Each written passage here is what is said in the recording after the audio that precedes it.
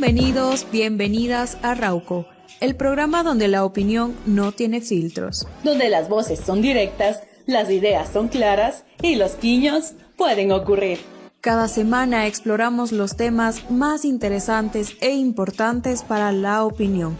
Generamos análisis y criterios poco censurados.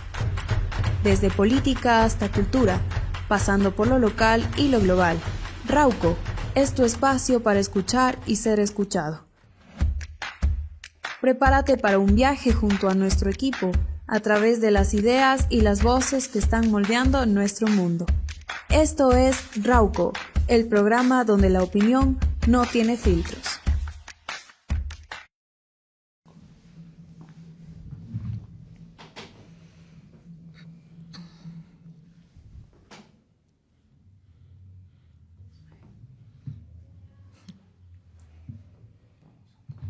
Bienvenidos, bienvenidas a un episodio más de Rauco. El día de hoy tenemos un interesante tema y para eso vamos a dar paso a mis compañeros que se vayan presentando a cada uno de ellos. ¿Qué tal Ismael? ¿Qué tal Paul? ¿Cómo están el día de hoy y listos para este tema? Qué gusto, Anthony, saludarse el día de hoy. Chéverazo de estar en un nuevo programa. El día de hoy tenemos un invitado súper especial. Y muy aparte de eso, creo que la temática que vamos a tratar el día de hoy es súper importante. Bienvenido, Paul. ¿Cómo estás, Ismael y Anthony? La verdad que es un gusto compartir con ustedes, sobre todo hablar de este tema, lo que es el sicariato, ya que sabemos últimamente ha sido un tema de bastante tendencia, lo que es aquí en la ciudad de Cuenca, ya que siempre se ha catalogado esta ciudad como una de las más tranquilas. Pero bueno, aquí estamos con nuestra invitada Viviana, la cual vamos a tener este tipo de conversatorio y va a ser, para mi opinión, bastante curioso. Ya, pero primeramente vamos a dar un poquito de contexto de cuál es nuestra invitada. Adelante, por favor.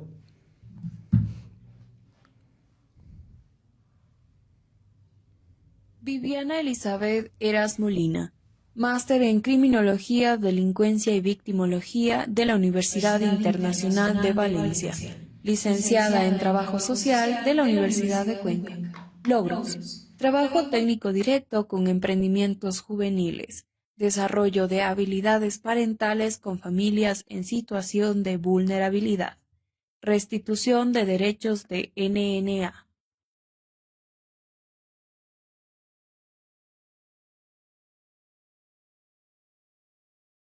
Chéverazo, Viviana, bienvenida el día de hoy. Cuéntanos un poco más sobre ti. Y encantado sobre todo de tenerte el día de hoy aquí presente. Bienvenida, Viviana, una vez más. Hola, mucho gusto con todos, agradecida por este espacio, por la invitación, les felicito mucho por generar este tipo de espacios, este tipo de diálogos en donde podamos dar a conocer nuestros criterios, tanto técnicos, profesionales, pero también desde el punto de vista personal del día a día, ¿no? Entonces, feliz de compartir mi experiencia como trabajadora social y también como criminóloga. Listo, muchísimas gracias. Ismael, ¿qué te parece si comenzamos con un video medio polémico que tenemos para presentar el día de hoy? Encantadazo, Anthony. Me parece que ya vimos en preproducción eso. Exacto. Y me parece, creo que es importante comenzar por ahí. Comencemos. De que al rostro de un delincuente, y que sepan bien que si vienen acá les vamos a agarrar y les vamos a poner ante las autoridades, porque aquí vamos a ser implacables con eso, y la tecnología de nuestro lado, y poco a poco iremos avanzando en este objetivo de hacer de esta ciudad la ciudad más segura y ahora con el centro de monitoreo más moderno que tiene el país, y queremos ser un ejemplo para América Latina. Sí, buenos días. Una tentativa de asesinato a un ciudadano en la parte posterior de la Quinta Lucrecia, el mismo que manifiesta que días anteriores había recibido supuestas amenazas de un supuesto grupo delictivo. Pues ahí escuché que los vecinos dijeron que el chico estaba herido, pero como que tenía una herida de bala. Yo le di de la ventana de mi cuarto, sí, estaba totalmente bañado de sangre. Sí. Estaba totalmente bañado de sangre la persona. Y que va a regresar porque Cuenca se lo merece. Y para seguir siendo la ciudad más segura del Ecuador, porque eso es lo que somos. Hoy en la noche, hace algunos minutos, se dio un intento de sicariato en la Esteves de Toral y Avenida Héroes de Verdeloma. Hace escasos minutos se registró una muerte violenta. Según nos indican, se trataría de un sicariato. Hay una persona fallecida. De última hora, un sicariato que ha ocurrido en la ciudad de Cuenca. un ciudadano de aproximadamente 42 años ha perdido la vida en manos de personas armadas que actuaron y luego fugaron de este sector. Bien. Pero hablemos de comparaciones, Paula, es algo que nos estamos olvidando. Chuta, en un país que es súper inseguro, así sea un 1 menos por ciento a comparación de todas las muertes violentas que hay al nivel nacional, hasta yo dijera que soy la menos segura, hermano. Claro, pero no podemos asegurar algo que los datos nos dicen lo contrario. Una cosa es afirmarlo y como Cristian Zamora lo dice, somos la ciudad más segura, lo cual está en lo incorrecto. Ve lo que pasa a plena horas del día, al mediodía en un lugar histórico, o sea, en el centro histórico de Cuenca, que pase más o menos 1:30 de la tarde un sicariato, donde pasaba gente, pasaban ancianos, niños. Imagínate, digámoslo así, y medio mal dicho, por suerte fue una persona, imagínate si hubiese sido más. Y no han dicho nada al respecto, simplemente el uno tira el error al otro, el otro le tira al otro y nunca dan una solución exacta. Y supuestamente que tenemos cámaras con inteligencia artificial para supuestamente rastrear la cara, rastrear la placa y nada de eso se pone en ejecución. Muy aparte de ponerse en ejecución, Anthony, me parece que es más un tema o sea, realmente a mi parecer yo creo que lo que nos han dicho las autoridades ahorita se ha quedado solo como palabras. Sin embargo, es chuta un tema creo que al nivel nacional que engloba absolutamente a todos y muy aparte de eso creo que desde esa visión superficial que nosotros lo vemos, justamente para evitar esto con nuestro público, ¿no? Con el que nos estamos viendo, justamente le tenemos aquí a Viviana. Viviana, qué gusto, nuevamente. No sé, Viviana, coméntanos algo, ¿qué te pareció acerca de lo que acabamos de ver? Bueno, yo considero que son las noticias diarias, las noticias que estamos como que acostumbrados a ver, a encontrarnos siempre con noticias de muertes, de crimen, y yo creo que ahora sí se ha vuelto mucho más peligroso el Ecuador en sí. Hemos escuchado y la gente, estamos con miedo, tenemos mucho miedo de salir, mucho miedo de viajar incluso, porque creo, claro, si bien es cierto, no somos la ciudad más segura del Ecuador, digamos que tenemos un cierto rango de que estamos sin tanta evidencia, digamos así, del crimen o de la inseguridad que sí visualizamos y evidenciamos, por ejemplo, en ciudades como Esmeraldas, en Guayas, que sí son como que, digamos, ciudades en donde se evidencia el crimen, pero así en su máxima expresión. Claro, el día a día. El día a día, entonces yo considero que es lo que estamos viendo todo el tiempo y la gente está con miedo, estamos con temor.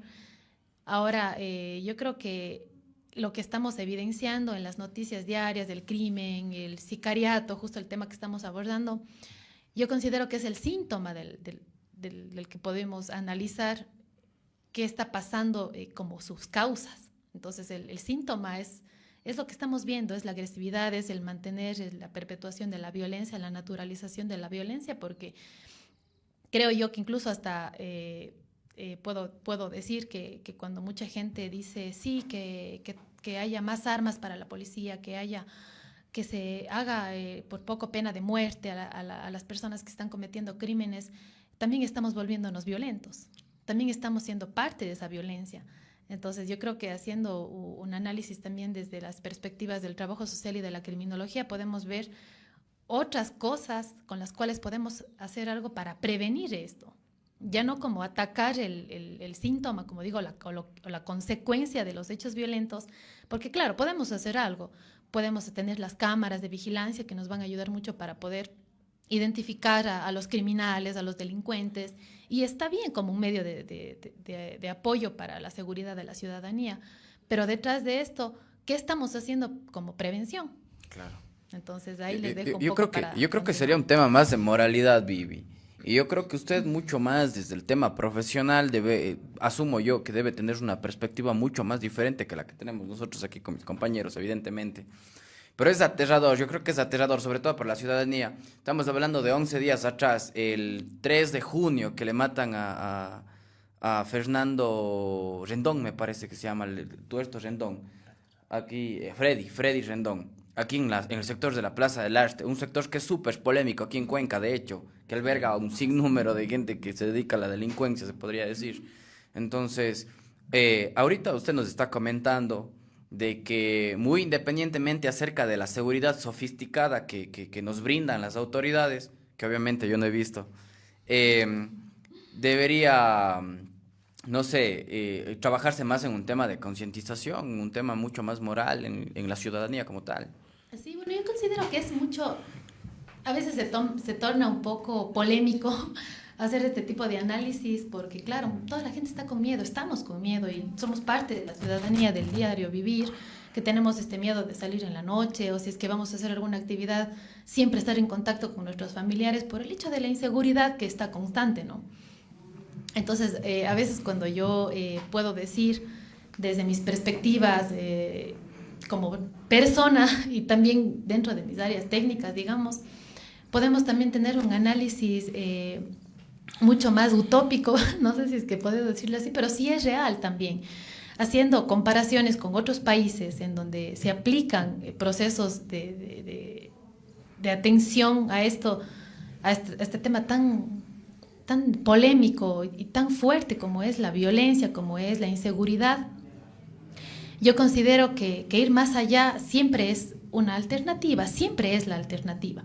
Entonces, por ejemplo, como decía ella, si bien podemos hacer algo para combatir el crimen, porque se ha tomado, digamos que la cultura de la violencia se está tomando mucho el país, se está tomando mucho Cuenca, incluso que decíamos que sí era una ciudad súper segura y sí podíamos decir antes que era una ciudad la más segura del Ecuador, ahora es insegura, ahora tenemos miedo.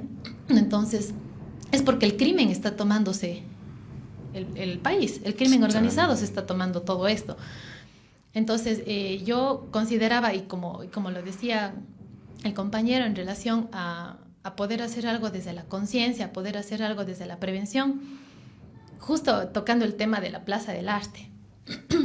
Es una zona de tolerancia, es una zona de alto riesgo en donde no muchos se atreven a acceder. Sí. O dicen, no, ni de chiste me voy allá porque es peligroso. Claro. O zonas 9 de octubre y por el estilo. Entonces, ¿qué estamos haciendo en esa zona? Solamente tenemos miedo y no nos vamos. Pero, por ejemplo, cuando habilitamos zonas de alto riesgo, cuando hacemos zonas de deporte, zonas de atención, en donde la gente vaya, actividades culturales, deportivas, recreativas, estamos de una u otra forma y también desde varios autores de la criminología, estamos previniendo la violencia. Estamos haciendo que jóvenes que de pronto no tienen actividades diarias y también uno de los factores que ha hecho que la delincuencia se tome es también la falta de oportunidades laborales, la falta de oportunidades dentro del tema del factor socioeconómico. Entonces es una realidad social que muchos no lo queremos ver porque es un tema estructural.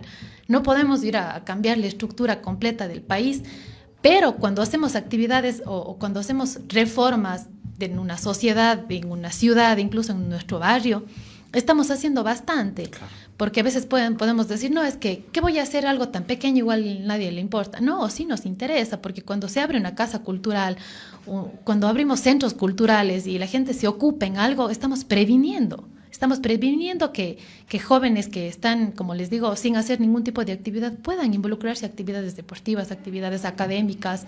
Ahora, claro, sí hay espacios como, por ejemplo, se abren unidades educativas a distancia para que jóvenes que no han podido acceder a la educación en su tiempo puedan hacerlo ahora.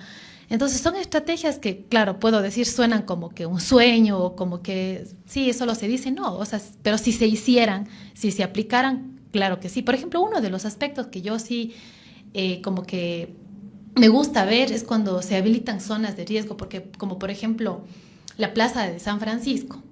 Era una plaza bastante, digamos, como peligrosa anteriormente, ¿no? Cuando reformaron, cuando reactivaron esta zona. Entonces, incluso los restaurantes de los alrededores como que se habilitan para que la gente pase tranquila, para que vayamos, podamos tener alguna actividad familiar con tranquilidad, pero si seguimos como manteniendo como, bueno, es que esta zona es peligrosa y no voy a acceder allá, no voy a hacer nada, vamos a seguir manteniendo y perpetuando la violencia.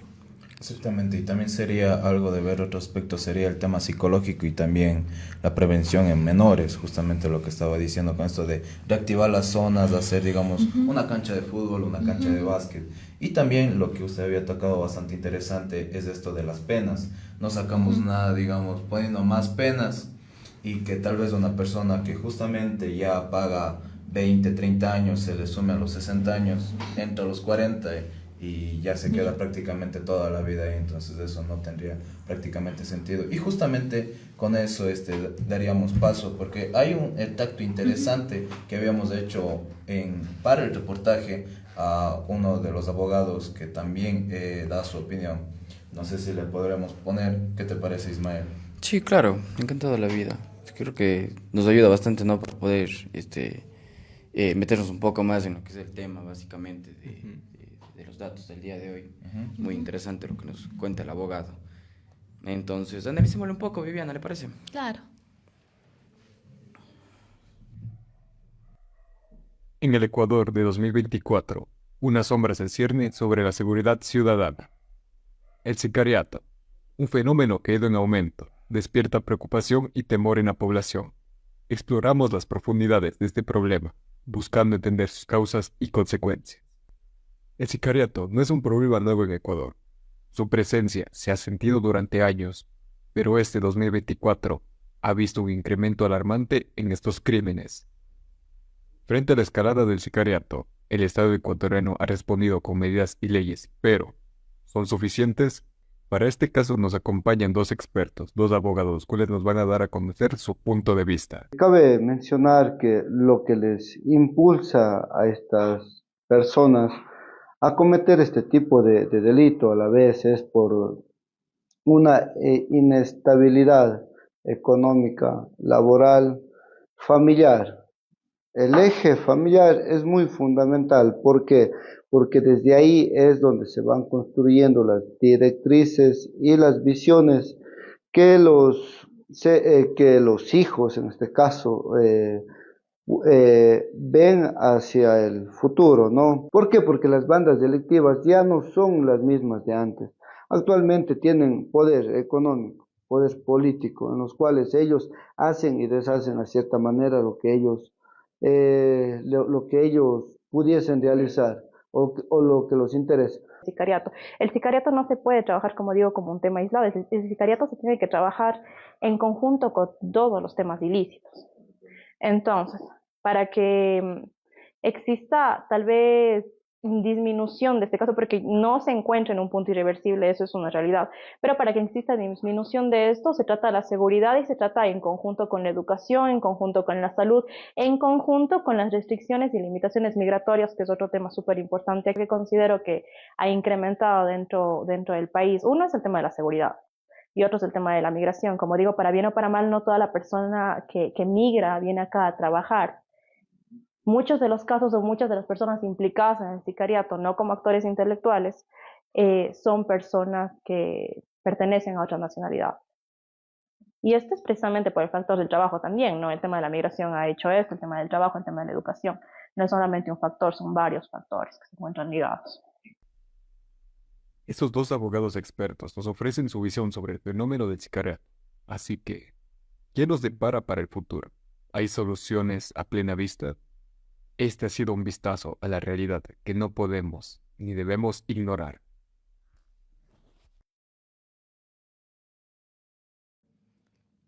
Súper importante lo que acabamos de ver, sobre todo el criterio de los abogados. Creo que van más desde el tema legal, ¿no?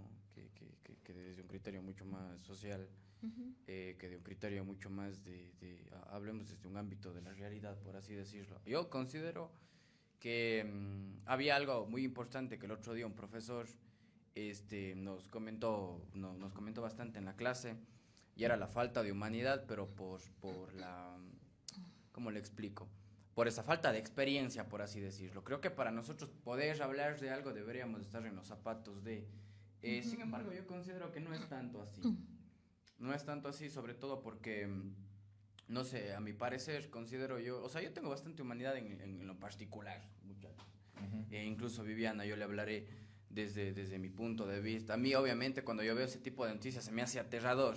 Y de saber que es aquí en Cuenca, se me hace aún mucho más aterrador porque de verdad que creo que es importante, hablemos desde el tema de educación al tema social. Había algo que decían que un expresidente de aquí del Ecuador, que cuando un niño comienza a formarse, comienza a educarse, puede bajar este índice, ¿no? de lo que sería básicamente. Ahorita, mira, no es un tema nuevo de que se están encontrando en todo lado escuelas de sicarios y son niños, son menores de edad, ahora se hacen matar. Ayer, el día de ayer veía, es una página de Telegram justamente en el que yo estoy metido, de que habían incluso muchachos de colegios que estaban siendo asesinados. Llegaban, les recogían en mototaxis y les iban a botar en otra institución educativa. Entonces se me hacía aterrador de ver ese tipo de cosas, algo que yo no había visto, al menos yo en el momento en el que me estaba formando, tanto en escuela como en colegio, que es raro ahora de escuchar, imagínate.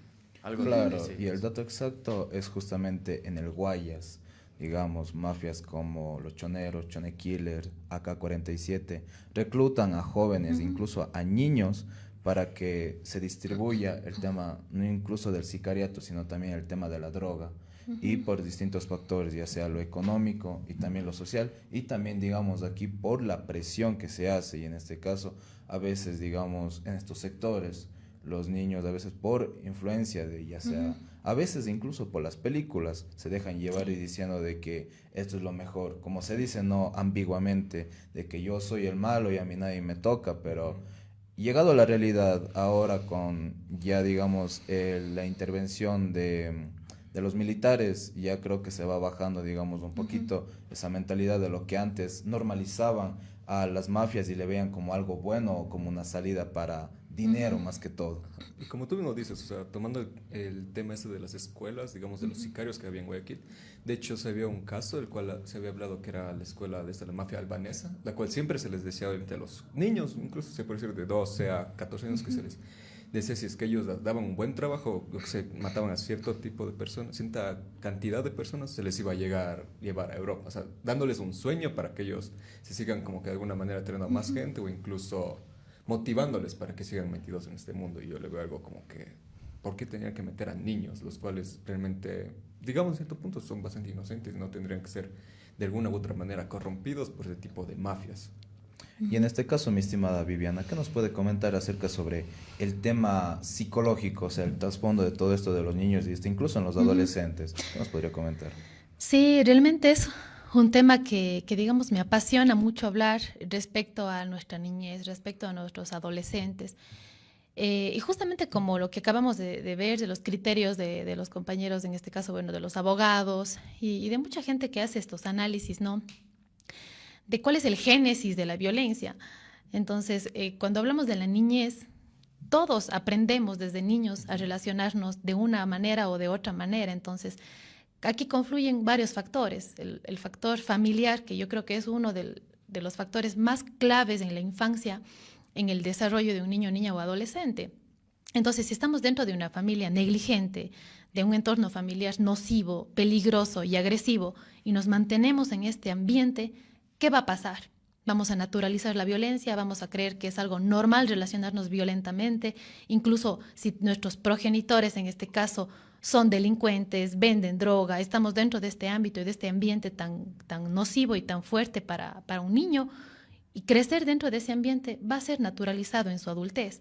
Claro. Entonces, estos son factores que van a regir completamente nuestro destino, y justamente el tema psicológico, emocional, radica mucho. Entonces, la forma en la que también los progenitores, en este caso los padres y madres, ejercen su rol de paternar o maternar a su hijo, desde qué perspectiva lo estamos haciendo, desde qué modelo de crianza lo estamos haciendo, porque hay muchos modelos de crianza, si son democráticos, si son padres autoritarios, si son padres permisivos y también si son padres negligentes.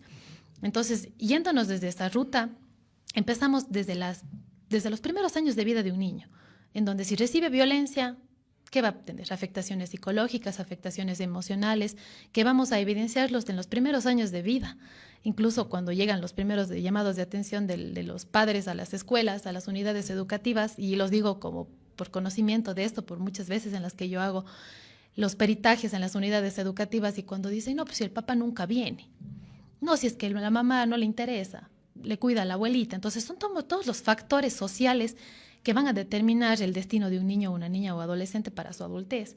Entonces, si es que no hay un ambiente de paz, no hay un ambiente de un cuidado que garantice los derechos de un niño, niña o adolescente, al final, ¿qué va a pasar? Yo trabajo muchas veces con familias de alto riesgo social, vulnerables, desestructuradas, multiproblemáticas, en donde ¿qué se identifica? Que los padres de estos guaguas, que incluso llegan a perder el cuidado de su familia porque entran en instituciones de acogimiento institucional en donde yo pude laborar, ¿qué vemos? Que estos padres estuvieron y viven en ambientes así, venta de microtráfico de droga, delincuencia, familias violentas y agresivas.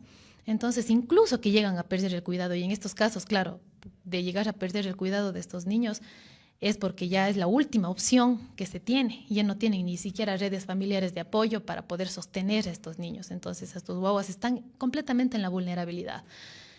Si es que hacemos algo, yo siento que si es que hacemos algo desde la conciencia, inclusive digo desde nosotros, desde nuestras familias, desde nuestros propios espacios, en donde se ejerce la violencia, incluso se naturaliza la violencia, estamos yendo a ese camino, al camino fácil, al camino de, bueno, así es la vida, tenemos que mantenernos así porque así nos han enseñado. Entonces también desestructurar esos criterios desde nuestras propias ideologías. Entonces, en este caso, no es lo que saben decir de que por más que una persona venga de la calle, venga de un barrio vulnerable, no puede cambiar, es todo No lo es real. contrario. Si Ahí es que es- se no, sí. hace algo concreto, tanto, digamos, a nivel de país y a nivel, digamos, en este caso, por ejemplo, el Cristian Zamora, que haga, digamos, proyectos que cambien, digamos, la mentalidad desde los niños, estaríamos haciendo un impacto bastante grande para que en un futuro sea más seguro. Estamos hablando de eso. Sí, completamente, porque hay estudios dentro de la criminología específicamente en donde identificamos que niños y niñas que son, digamos, hijos de padres que han sido violentos o que tienen un historial delictivo, que han sido cambiados totalmente de su estructura familiar y criados en otros espacios, educados en otros espacios, no necesariamente tienen que ser delincuentes o no necesariamente tienen que ser violentos, porque es la forma en la que son criados y la forma en la que son educados la que va a determinar cuál va a ser cuál va a ser la adultez de esa persona. Entonces, todos son esos factores. Y es complicado, Vivi, que citando justo lo que me decía mi compañero Anthony acerca de este tema de tratar de erradicar acerca, relacionándolo con el alcalde. Y es verdad, ¿no? O sea, yo he visto que, chuta, al nivel nacional mismo, solo con el uso de la fuerza quieren erradicar esto. Y realmente La no violencia. creo que va desde ahí. Sentándonos un poco más aquí en Cuenca, Paul, coméntanos, creo que tenemos... De hecho, o sea, algo bastante curioso, y es que este fue un caso el cual a mí realmente, como digo, fue hace un año, si no me equivoco, 2 años, en el cual recuerdo que en el sector del cementerio donde trabajábamos antes, había justo un local, perdón, unos departamentos en los cuales arrendaba una persona que decía en el Tuerto. ¿Y qué es lo que pasó? Que en este ambiente, obviamente había ciertas personas cuales vendían drogas, ese tipo de criminales, y él les arrendaba. Y obviamente, digamos, en la parte, digamos, del edificio del último, había un laboratorio. Igual como esta persona, la dueña, tenía como 2 o 3 hijos bastante pequeños, los cuales se habían dicho que incluso estaban como que día a día viendo cómo se preparaba y todo ese tipo de cosas. Y es algo bastante un poco triste porque lo primero que se piensa es que esos niños van a ser alejados de ese mundo. Pero realmente no pasó nada de eso. Realmente los niños todavía siguen metidos ahí. Nos dicen que ya no hay nada de laboratorios, que está limpio, que por eso le dieron la custodia al papá de los niños. Pero realmente no se sabe porque muy pocas veces que va la policía o realmente hace algún tipo de controles ahí porque es una zona, creo que incluso la misma policía tiene miedo de entrar. Y es algo bastante curioso porque, incluso un poco triste porque, como digo, niños metidos ya en ese negocio, viendo cómo se prepara la droga, viendo quién sabe que hayan visto solo ellos, que va a quedar tal vez en su conciencia o que va a deparar en el futuro. Y bueno, con esto sí tenemos más casos, digamos, preparados para presentarles, así que dámosle paso, por favor. Ya lo voy a repetir. Ya, casos de sicariato en Cuenca. Freddy Fernando Rendón, alias Tuerto Rendón, fue asesinado al estilo sicariato en el barrio Plaza del Arte el lunes 3 de junio.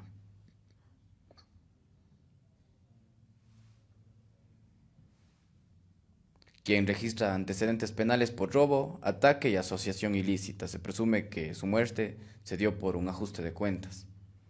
Es justamente el tema que estábamos tocando. Israel Cabrera, por otro lado, de 34 años, fue acribillado a tiros por dos desconocidos que se movilizaban en una moto. Y esto me parece que en la subida Viso Rey, si no estoy mal. El hecho ocurrió en la calle del Café, sector de La Quebrada, de Milchichig, una zona desolada al norte de Cuenca. Cabrera viajaba solo en su moto y retornaba de su trabajo como guardia de seguridad. Pablo O., mejor conocido como alias Cachorro, fue asesinado en el sur de Cuenca.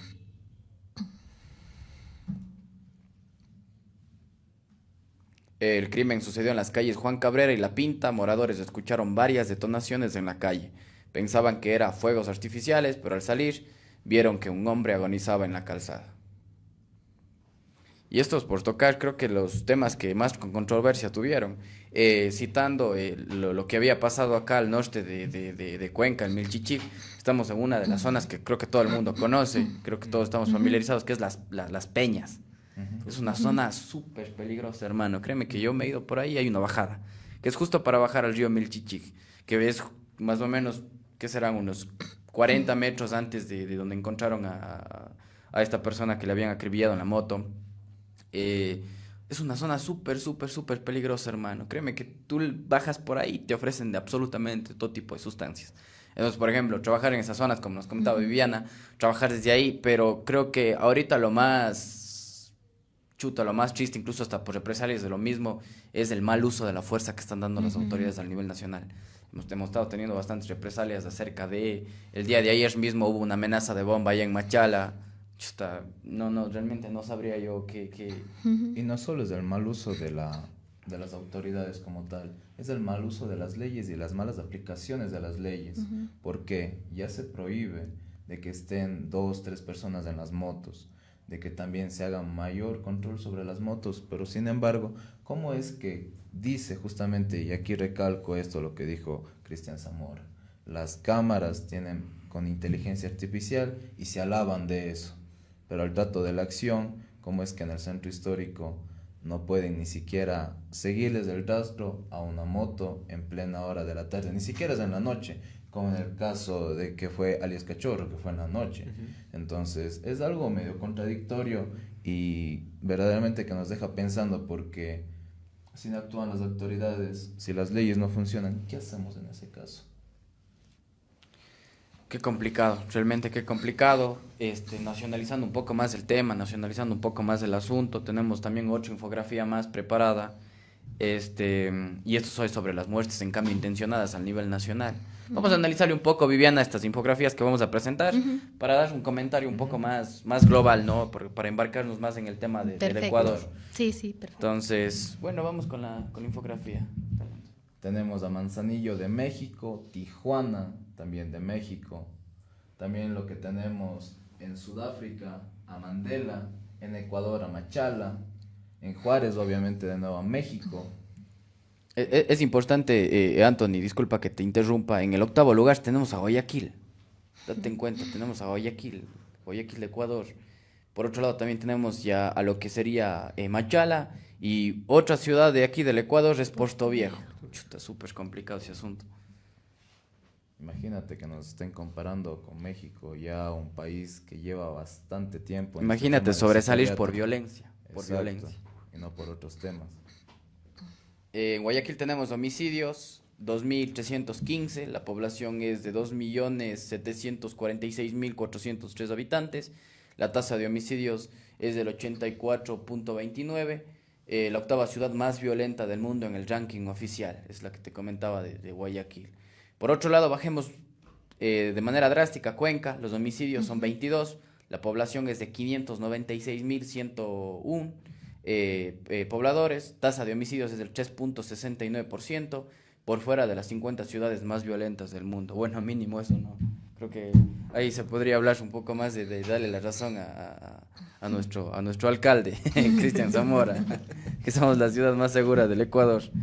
Entonces, chuta, una vez presentado esto, creo que es importante no dar un poco de contexto, un poco más de criterio.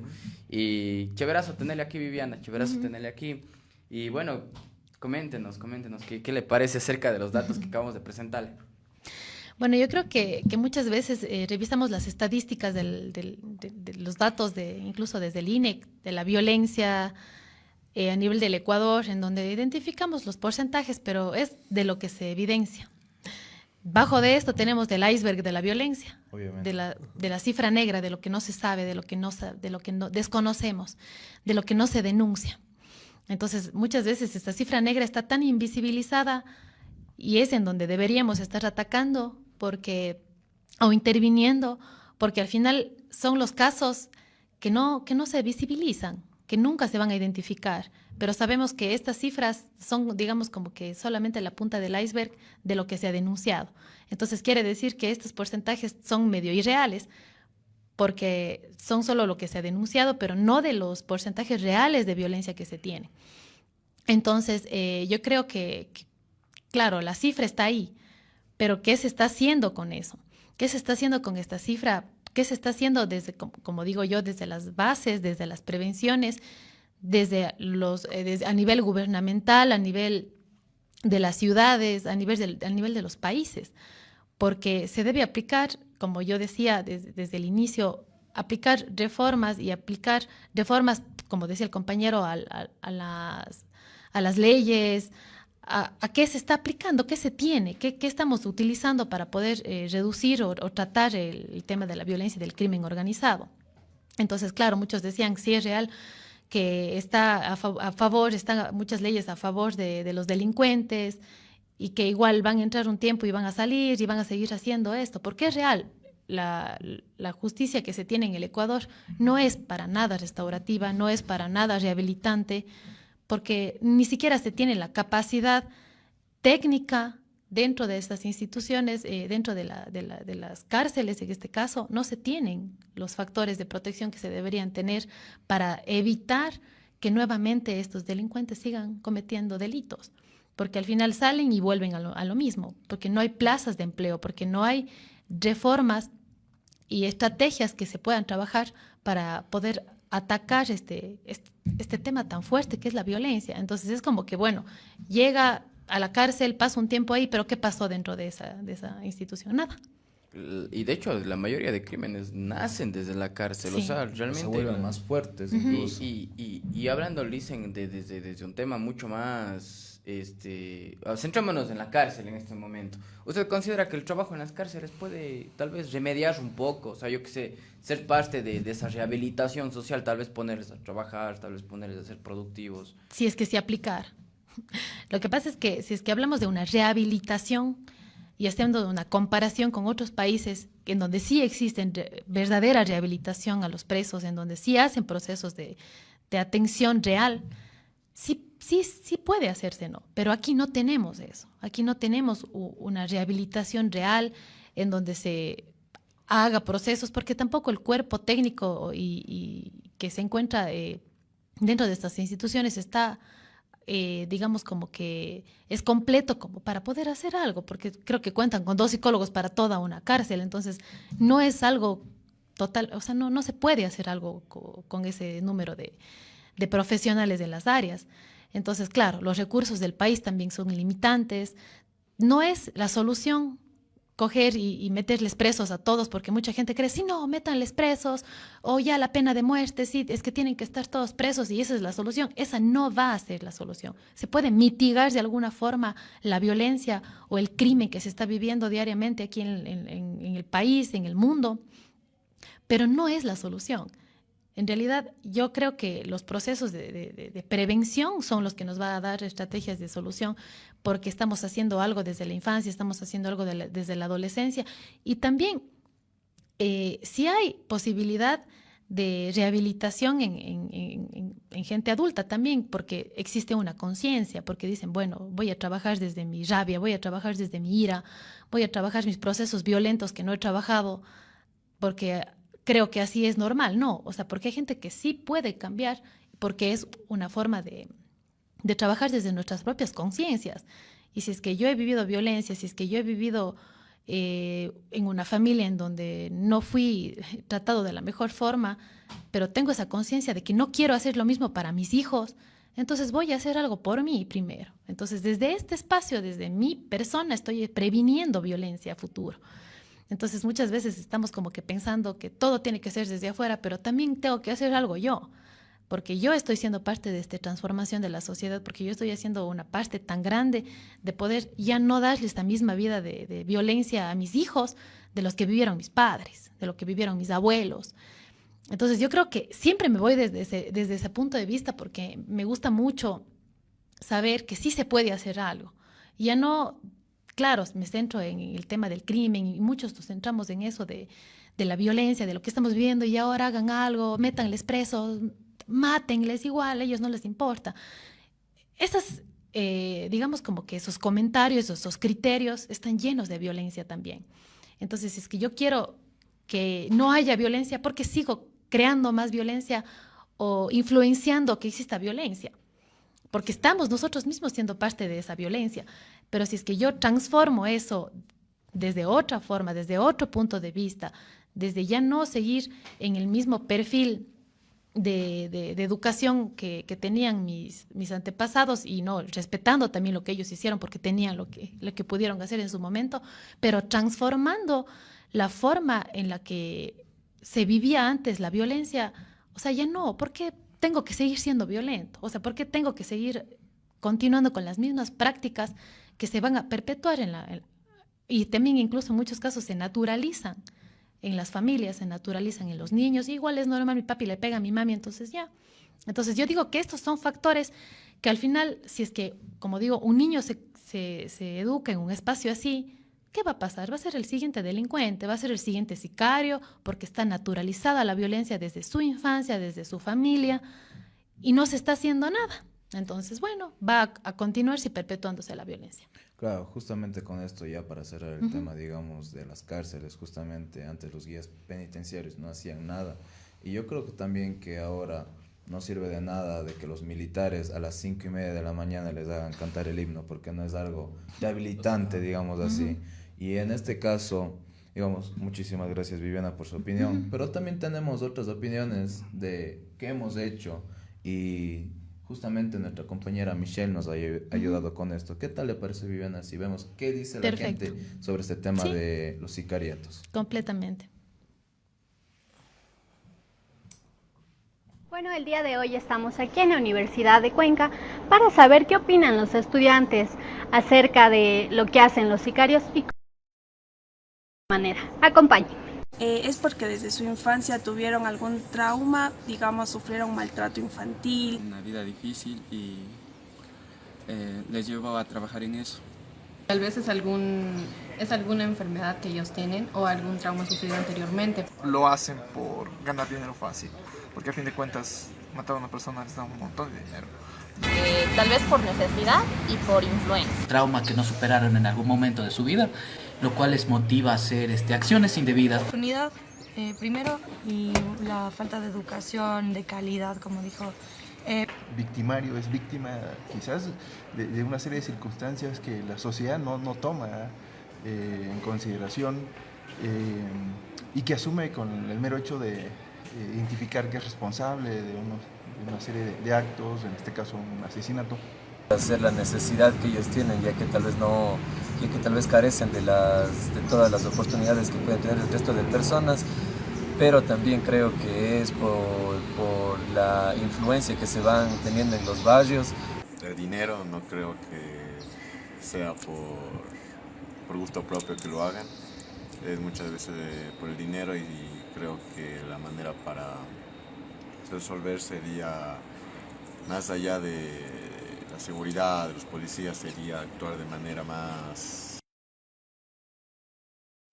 Bueno, como vimos realmente la mayoría de testimonios, que es lo que algunos dicen, que por ejemplo ya es algo lo cual se ven forzados a eso.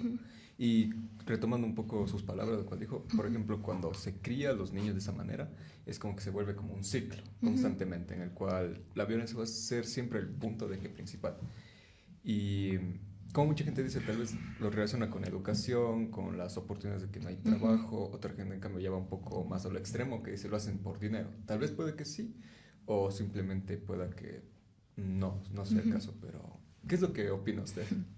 Sí, como bien lo dice la ciudadanía, en este caso, confluyen varios factores, el tema de la falta de oportunidades laborales, la falta de un buen ambiente familiar y, claro, violencia vivida, tema de traumas y cosas que al final van a ir estructurando la mente y la personalidad de alguien, ¿no? Entonces, al final estamos como que creando factores de riesgo o de protección. Entonces, muchos de estos casos de delincuentes, de sicarios, vamos más atrás a su historia de vida. ¿Dónde viven? En áreas marginales, en barrios peligrosos, en lugares en donde ni siquiera entra la policía, como vemos, ¿no? En donde ni siquiera existe formas de prevención o estrategias de atención en estos espacios. Entonces, ¿qué es más fácil para el crimen organizado? Entrar en estas áreas, reclutar a los niños que están en vulnerabilidad, que ni siquiera tienen acceso a la educación, que ni siquiera tienen acceso a nada. Y aparte tienen familiares que están en una terrible situación socioeconómica y con falta de oportunidades laborales y económicas. Entonces, claro, van a decir los niños, sí, me voy. Y yo tomo las palabras del compañero que decía, ahora es como que el mundo de las redes sociales, del acceso al tema digital y a los videojuegos, a espacios en donde los niños van a estar como incursionando todo el día, o hay muchos niños que viven todo el día viendo esto. ¿Y qué ven en esos videojuegos? Violencia, uso de armas. Y existen unas organizaciones criminales que son denominadas los yihadistas, en donde, ¿qué hacen ellos? Captan a los niños por medio de los videojuegos en línea. Y ellos son captados para poder cometer crímenes y estar dentro de instituciones organizadas como los sicarios. ¿Y qué les dicen a estos niños? Y esto es algo que lo abordamos desde la criminología, en donde les dicen a estos niños que ellos están en un juego. Es un juego y tú vas a tener tu arma, y entonces los niños, como están tan manipulados y tan, digamos, como que manipulados para estar dentro de este sistema y creer que es algo como un juego, están siendo reclutados desde estos terroristas. Están siendo reclutados para que crean que es un videojuego y están jugando y matan a la gente. Y son reclutados así, desde niños. Entonces, hay que tener también mucho esta claridad de hasta qué punto creemos que la tecnología nos está ayudando o nos está atacando.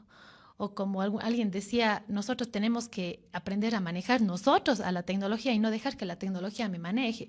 Entonces, si yo le doy un teléfono a un niño de 10 años y que pasa todo el día viendo videojuegos, entonces va a naturalizar que sí, está bien hacer eso porque es un juego.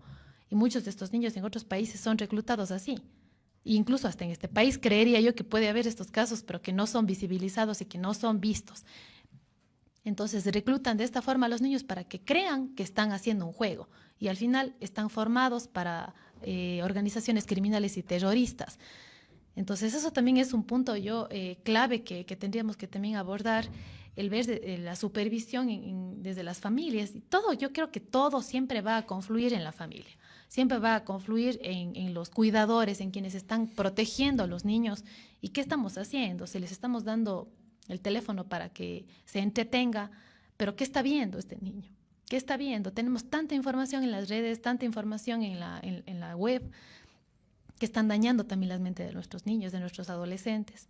Entonces, aprender a elegir las cosas que les damos a nuestros niños, aprender a elegir incluso los juegos que están teniendo, porque, bueno, jugar a la guerra también es un punto de vista y un criterio que tenemos que analizar desde nuestras familias. O sea, es algo real, naturalizar la violencia. Un tema bastante psicológico, ¿verdad? Aquí en el tema, digamos, de no solo los niños, también los adolescentes, de qué es lo que pasa con justamente lo que dice usted, cuando se le da un celular. Se le da un celular, se le da algún videojuego en diferentes consolas, justamente. Entonces, ¿qué les parece si vemos también este tema psicológico y tal vez las características, y digamos en este caso, el origen de por qué hay diferentes tipos de sicarios. Entonces, perfecto. Si las vemos, por favor.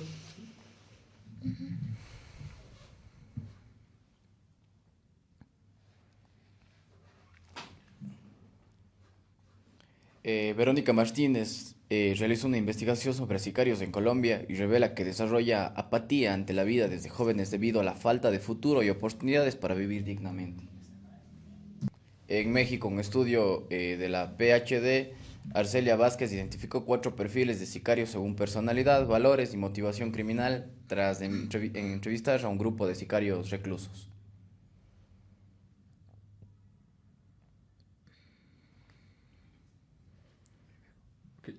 El primer sicario marginal surgen en zonas marginadas, con poca educación y falta de oportunidades laborales, lo que les hace vulnerables a la manipulación y el crimen para obtener ingresos. Y esto es algo lo cual ya estuvimos tocando aquí, así que... También lo del sicario antisocial, que más o menos el origen es en el entorno donde el crimen, las pandillas y el abuso de drogas son comunes, lo que ya habíamos también tocado en este caso.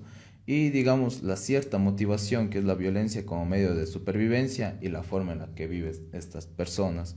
También un historial delictivo desde temprana edad, rasgos y desensibilización progresiva hacia la violencia, familias ya inmersas en las actividades delictivas.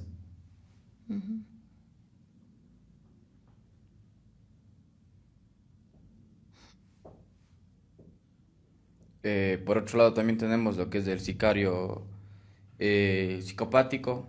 Dice que su origen viene de familias aparentemente normales, pero con disfuncionalidad emocional y falta de límites. Se podría llamar la motivación, es la frialdad emocional, la manipulación y la ambición de poder. Las características de este sicario es el encanto superficial, la gran capacidad de manipulación, la falta de empatía y culpa. Puede liderar organizaciones criminales y ejecutar delitos por grandes sumas de dinero. Presenta rasgos de la triada oscura, narcisismo, maquiavelismo y psicopatía. Y por último, el sicario sádico, que similar al sicario psicópata, tiene también una falta emocional y falta de límites. La supuesta motivación de este sicario es placer en la tortura y en el sufrimiento de las víctimas. Unas características, digamos así, muy básicas que se le da por exterior es la crueldad extrema, la frialdad, el sadismo en torturas y las ejecuciones. La motivación principal en lo psicológico busca saciar pulsaciones de odio y venganza. Oye, qué curioso esto de que, por ejemplo, no solo es, a ver, desde mi punto de vista, pensé que el sicariato solo se ramificaba a una sola área, de que engloba todo, pero ahora vemos que hay muchos más datos, incluso un poco perturbadores, se podría decir, el hecho de cómo hay personas las cuales, bueno, siempre se ha conocido eso, personas las cuales disfrutan de la tortura, ver cómo sus víctimas sufren, pero el hecho de saber de que tal vez existe en alguna zona del Ecuador ese tipo de personas, a mí en lo personal me da bastante miedo el hecho de que... Es que da mucho que pensar. Imagínate, ahí en el Guayas o en Machala te encuentras sicarios de $30. Te encuentras sicarios de 25, de $10. De $10. Y son niños que el hermano es hasta para hacerse una recarga en algún juego, en algún videojuego. O sea, realmente es súper importante el trasfondo que tiene todo esto. Y en este caso, mi estimada Viviana, como criminóloga, ¿ha visto tal vez qué caso es el más extremo que ha visto en este sentido? Tal vez algún cuerpo en descomposición, o es esto bastante interesante, digamos, de cómo se encuentran los cuerpos de estas personas que ejecutan ese acto, porque como vemos son varios estilos de sicariato, cosa que hasta vemos que un sicario le da placer hacer esto. Entonces... Bueno, digamos que así cuerpos directamente de eso lo maneja la criminalística, que a veces es confundida con la criminología. El tema de la criminología es ver como que el historial del delincuente, los factores sociales, familiares, pero la criminalística es la que está en la escena del crimen, en donde va a obtener las pruebas de esta escena para poder identificar qué fue lo que sucedió. está a la par, digamos, como que eso es una ciencia que se apoya de la otra para poder hacer estas evaluaciones y estos análisis. Pero bueno, dentro de los casos que he podido, digamos, como estudiar, hay un caso emblemático en el Ecuador que es de Juan Fernando Hermosa, el niño del terror. Yo pude hacer un estudio con mis compañeros de la maestría de criminología, en donde hacíamos un análisis criminológico de la historia de vida de Juan Fernando Hermosa, que era un adolescente, era un niño, literalmente, un niño que empezó a cometer crímenes que superaron las 20 víctimas de taxistas en Quito. Y él les asesinaba con una pistola que andaba a llevar. Cuando le hicieron una nota a él, estaba en la televisión, le preguntaban que el por qué hace eso. Él dijo, sí, es que me cobran más de lo que deberían cobrarme. Pero totalmente frío, sin ninguna forma de emocionalidad o de remordimiento, sino es que me cobraron demasiado y ya. Entonces, para que alguien haya tenido esa conducta, ¿qué pasó en su infancia? Hicimos un análisis desde la infancia de Juan Fernando, en donde identificábamos que él mataba animales cuando era niño. Entonces, cuando, por ejemplo, nosotros podemos identificar esto en niños, en adolescentes que no tienen ningún remordimiento y qué está pasando, es porque pueden tener una afectación psíquica, una afectación cognitiva y una afectación psicológica para que alguien haga eso, en donde también su estructura mental está totalmente dañada o está dañada en alguna forma para que no sientan ningún tipo de emocionalidad al hacer daño a alguien. Entonces, todos los seres humanos tenemos una glándula, que es la amígdala, que nos ayuda a reaccionar cuando estamos en el peligro, cuando estamos ante una situación, para poder reaccionar, pero algunas personas no tienen esto y eso se ha identificado en muchos criminales o asesinos seriales, en donde se identifica que estas personas no tenían esa glándula. Entonces, sí hay factores genéticos que predisponen a la violencia, pero no quiere decir que todos los criminales no tienen la amígdala, sino imagínense, viviéramos en una totalmente... Claro, chuta, que nazca sin amígdala criminal seguro. Claro, entonces al final no se puede determinar o totalizar que la gente que tenga esto o todos los criminales no tienen la amígdala que les va a reaccionar, pero sí nos da un criterio para poder identificar qué está pasando con niños que agreden o niños que están atacando a sus propias mascotas sin ningún remordimiento. Entonces sí nos da mucho como para poder analizar estos perfiles y poder ver qué está pasando con ellos, qué está pasando en su familia, por qué está haciendo esto y poder hacer algo para evitar que este niño sea el futuro delincuente, como yo digo. Entonces tiene mucho que ver los antecedentes familiares, la crianza, la educación más que nada que tiene este niño en su infancia para que pueda mantenerse eso. Entonces ese es un caso como emblemático del Ecuador en donde podemos identificar que la violencia también está desde su infancia, no también, sino está desde la infancia, se forma, nadie nace violento. Se hacen violentos a medida que el sistema les permite, que la educación les permite, que su grupo familiar, que su comunidad le da más factores de riesgo para que pueda ser un posible delincuente. Claro, es muy extenso, se podría decir, este tema, sí. por cuestiones de tiempo. Nos toca cerrar. Estamos muy agradecidos con usted, Viviana. Pero antes de cerrar, me gustaría hacer un llamado a la audiencia que hemos tenido, con el mensaje que nos está acabando de dar. Bueno, prestarle más atención primeramente a los pequeños del hogar, sí, considero yo. Darles mucho más, darles la atención que deberían merecer. Verdaderamente se merecen. Y tocar también el tema psicológico, ya que a veces en algunas familias es un poquito tabú. Entonces, y se jactan, oye, de esa cuestión de decir chuta, no, o sea, hasta por el mismo cariño. Yo he visto familias que hasta por vergüenza tal vez de poder compartir con su propio hijo prefieren más bien no hacerlo. Y yo te digo en lo particular en el barrio mío que hablan de que la educación generalmente reciben en la escuela porque pasan la mayoría del día ahí, pero realmente no es del todo así. Entonces, nada, hacerles un llamado a todos los padres, que creo que la rehabilitación debería, como dijo Vivi, desde la raíz, o sea, es de la raíz, es un tema desde la raíz. Sí. Llamarles, hacerles un llamado para que, bueno, creo que es la única manera de erradicar la violencia. Creo que el uso de la fuerza siempre va a ser lo incorrecto. Y eso, nada más de eso, agradecida con usted, Vivi, que chéverazo, esperamos volverle a tener nuevamente por acá, volver a contar con su presencia, poder seguir analizando este mismo tipo de temáticas. De igual manera, agradezco a mi grupo de producción, que están tras los equipos, que han hecho todo esto posible, y de la misma manera, a mis 2 compañeros, chéverazo, gracias por estar aquí presentes, amigos, y este fue nuestro programa por el día de hoy. Súper chévere, agradecemos absolutamente a toda nuestra audiencia y pues nada, esperamos verlos en el siguiente segmento. Muchas gracias. Gracias. Y eso fue todo por el programa de esta semana. No te olvides de reaccionar y seguirnos en las redes de la U Cuenca Radio Universitaria. Nos vemos la próxima semana en un nuevo programa de Rauco, el programa donde la opinión no tiene filtros.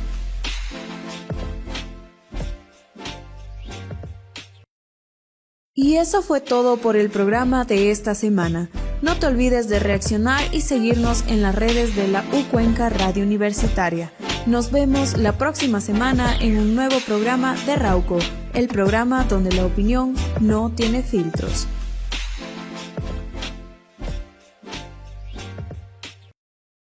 Y eso fue todo por el programa.